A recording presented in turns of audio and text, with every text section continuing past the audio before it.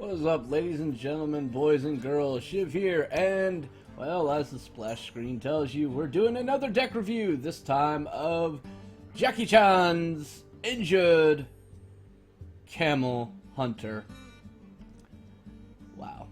And yes, I know somebody's going to say, that's not what he looks like. No shit. It's a meme, motherfucker. Alright, so what is this deck? Well, let's take a look at it.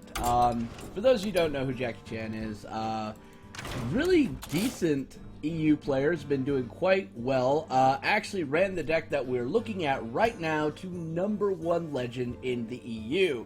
Now, a lot of people have said that some of the decks he plays are a little wonky, and it takes a real master to be able to play them. Yeah, I've seen that written. In the comment section, there's a lot of people who are trying to say this deck is garbage. I've played it. I'll say this, there are some pretty clutch matchups that are very difficult, and then there are some that are just downright lulls, most notably Druid. But it is a fun deck, it is something unique, it's something interesting, and it will generally throw your opponents off just a little bit. And that little bit of confusion can go a long way into winning the game. Alright.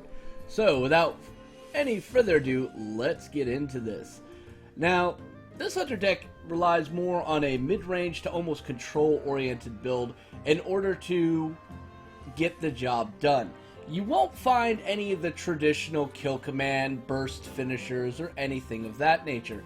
Pretty much this is just a slow and steady wins the race kind of deal. But you get a lot of value out of it. Starting out with Hunter's Mark. Why is Hunter's Mark so important? Because priests are running that stupid fucking 2/8 taunt. That really sucks. And killing that, there's pretty much nothing in here that is overly battle cry centric, with the exception of Dr. Boom, that you won't get value out of. And yes, I know Loatheb technically, and same with Houndmaster, but they still stand relatively fine on their own at their mana cost without the effect. So yeah, this does really great against the Dread Deathlord. Almost forgot what that stupid thing is called. It's also really good for getting rid of large taunts, like, oh, I don't know, Druid of the Claw? Yes, fun times. Injured Caldeer. I can never say that right. I just... Caldeer, whatever. It always fucks with me. Alright, so it's a 1-mana 2/4. But it loses 3. No, it doesn't, because we're also playing with the camels. Now, interestingly enough, the camels only have 2 targets in the deck. One of which is Web Spinner, one of which is this bastard. So, ideally, what you're going to want to do is never keep this in your opening hand. You want to throw it back and just go for the Web Spinner instead. Sometimes you won't get that, and it kind of sucks. There's also another downside to the camel. It also summons 1-drops for your opponents. And against priests, this is pretty fucking annoying. It's pretty much guaranteeing them getting their 1-drop. And we all know what that is. Yes, it is the Northshire Cleric. You know, the main way they draw 1,000,001 fucking cards. Well, this kind of incentivizes it. Not to mention the fact you have very little ways of actually dealing with it without combining a minion already in play, plus something like, say, Glaive Zuka, and so on and so on. So it gets a little bit annoying. But against other classes, it does pretty damn good, especially against Druid, who for some odd reason have yet to figure out that 1-drop minions are a smart thing. Against Zoo, it can be kind of, you know, hit or miss. Alright.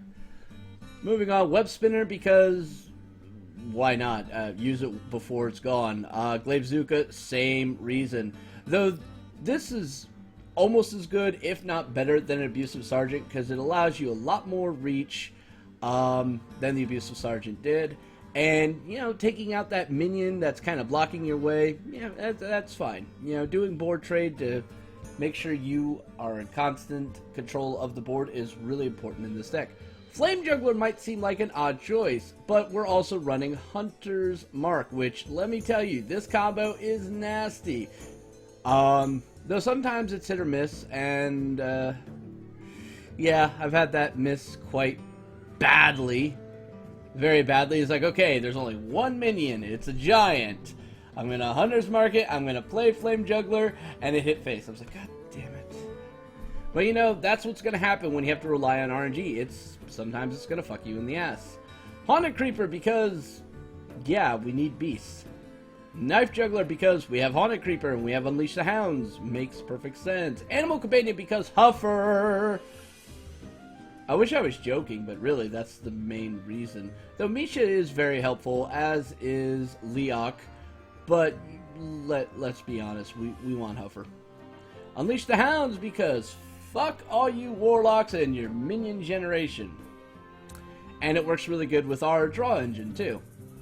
Desert Camel. Well, we already talked about why this is good. It's a 2/4 body for 3, and you're getting a 1-drop on the board. And if you're against a control deck, they're less likely to have a 1-drop, so you kind of come out swinging here. But against more aggro decks, you're kind of gonna get punished for it. Cult Master. Hey, look, we have a draw engine. We have 2 of them. I know, it's strange. Hunter with a draw engine. Who'd have thunk it? Houndmaster! Yes, it's 4/3, and because we are running a good healthy supply of beasts, and also possibly getting better value beasts off a web spinner, this guy becomes pretty important, and it's also a really important tool in slowing down the aggro. Piloted Shredder, pretty much a standard, one of the best 4-drops in the game. It's going to be sad to see him go come standard. Loatheb locks out your opponent's ability of possibly flipping the board, recovering, and taking an advantage, and denying you possibly going for lethal. Sludge Belcher because defense. Savannah Highmane because really at 6 mana there's no card with more value. Savannah Highmane is one of the most value-centric cards in the game. And last but not least, Dr. Boom. Now, you don't really see like a huge win con in this deck. Like I said, it's slow and steady, wins the race. You have a hero power that's always going to be pecking away at them. And that's kind of basically how you play this deck. I'm not even going to lie. There's no super secret play in the deck that's going to come out really good. There's no combo short of Hunter's Mark with any of the things that you can do with that that's really going to swing the game overly in abundance to your favor. But if you play smart and you're constantly maintaining board as well as pushing face to a certain point, then you could just basically go everything face. Now, that point is a little bit more pushed back than it would be in your traditional Hunter, just due to the fact that you're not running kill commands. This does put you in a very interesting spot because, well, kill commands have become a staple and the go-to answer for almost everything. So this means you're going to have to play a little bit smarter with your Knife Juggler. You're going to have to play a little bit smarter with a lot of your minions. However, turn 6, if you got a high main, you drop that. Turn 70, you got Dr. Boom, you drop it. I'm not even going to lie, those things have won me games just on the sheer fact of what they do. Alright. So, he got to #1 legend with this. That's one of those things that just makes you stop and think, you know? It really does. But let's see how well I fared against the Freeze Mage with it.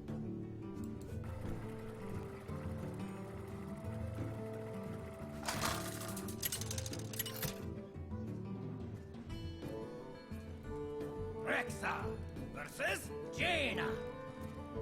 You asked for it. Let the hunt begin.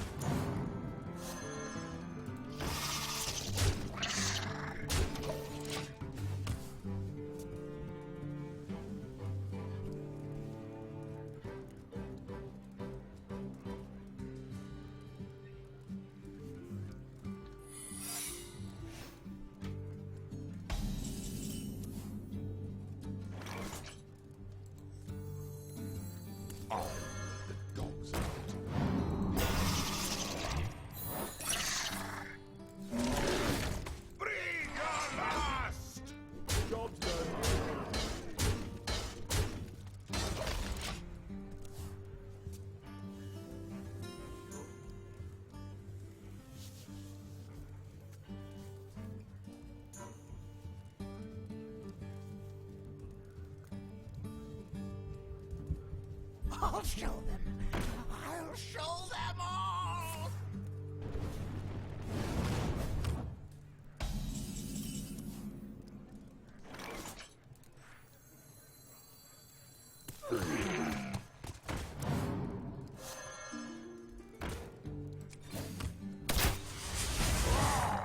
Bring your last.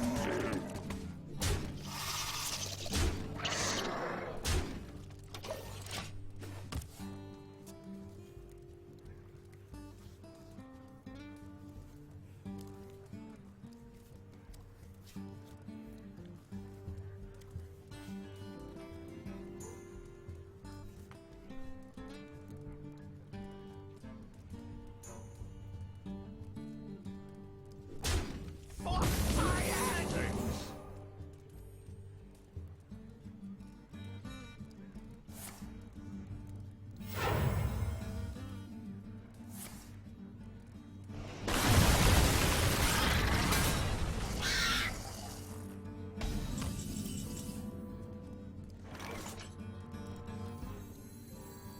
Join or die!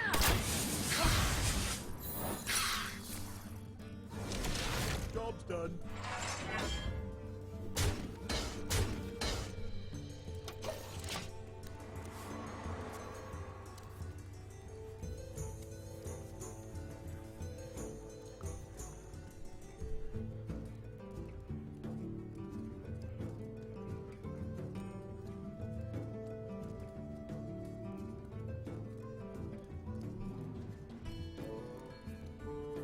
What to do?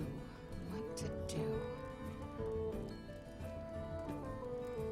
Hopefully I can make him think I got a flare just to stop him from playing it down or just conceding. You'd be surprised. I've done this to freeze mages so many times. They hate it.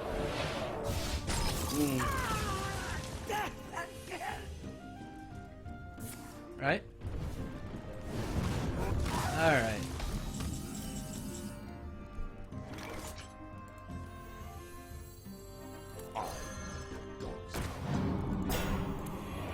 To my side. It's always suffered. Bring your last.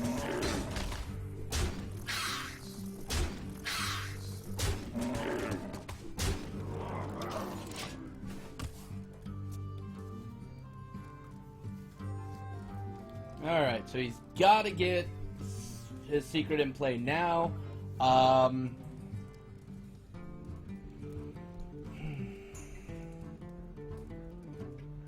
Should be coming down right about now. Yep. We hunger for Right. vengeance.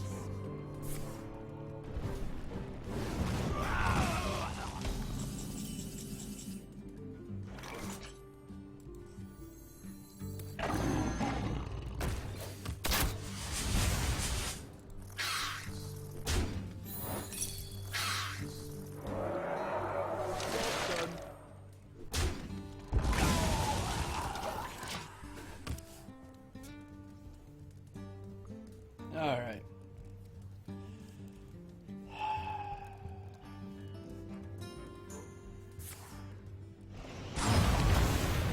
Okay. The end is coming! So I need one card. Actually, he's got to play secret right now.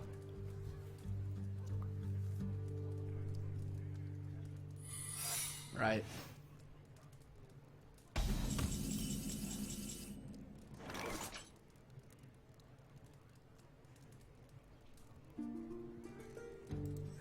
It's getting hot in here!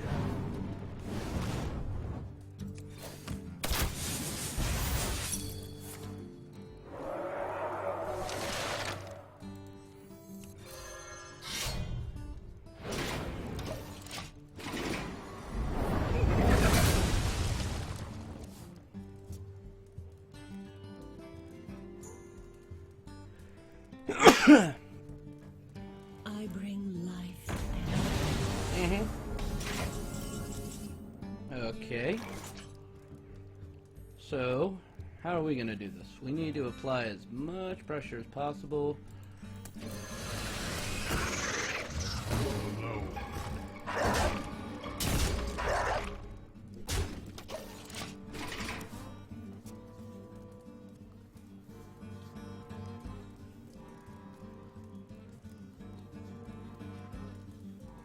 he's gotta have a heal or something.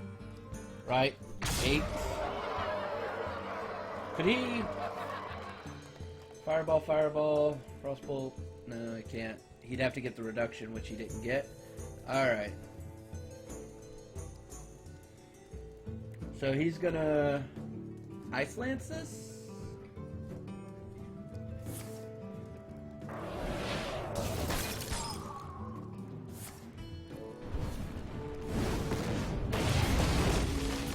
You win. There you go. Well played. That is the deck. It's interesting. I kind of like it, though it does have some really wonky matchups, though. So yeah, that's the deck in action, and as I stated in there, it does have a couple wonky matchups.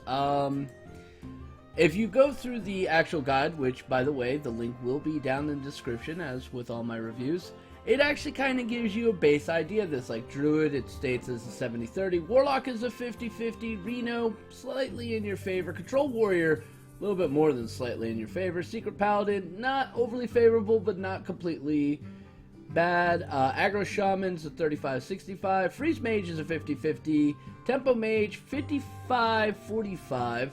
Though, in practice, I would say it's closer to 50-50. Priest, it says 45-55, but this one I would actually say is more 60-40. Rogue, it's supposed to be 60-40 in your favor, but in practice I found not so much. Almost broke even in playing it. Face Hunter, yeah, you're going to kind of get shitted on. Pretty much a lot of the aggro decks are going to shit on you because you're more of a mid-range deck with very limited amount of taunts and or recovery. So you kind of get a little messed up on that. Now, all in all, I think the deck is quite amazing. And it did very well at high level EU play, which is to say something because EU has a very tough meta out there.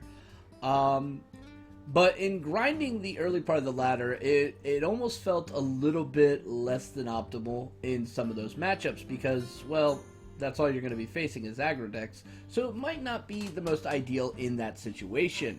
However, once you get to about rank 10 and higher, the amount of aggro decks drops off quite significantly, so keep that in mind. You're going to have some rough matchups, but it's a pretty solid deck, and it can carry you, obviously, to Legendary. So, yes, that is the review for this deck.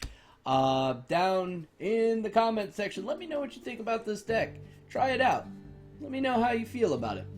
And as always, if you like these videos, please like, subscribe, leave me some other fun color commentary, and don't forget to go to the deck link, which will be posted down below, and, you know, give some love to Jackie Chan. Till next time, this is Shiv saying stay safe, have fun, and may RNGesus bless you.